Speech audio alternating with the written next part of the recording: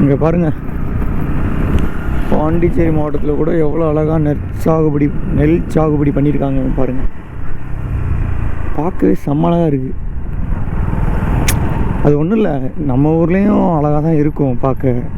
ஆனால் இடையில கருவ மரம் அது இதெல்லாம் வளர்ந்துருக்குமா, இங்கே ஒரு ஈவனாக வச்சுருக்காங்க பாருங்கள், அதனால் பார்க்க அழகாக தெரியுது. மற்றபடி இங்கேயும் பச்சை கலர் தான், அங்கேயும் பச்சை கலர் தான். அப்புறம் என்ன, அதுதான் மேட்ரு. ஆனால் அழகாக இருக்குது.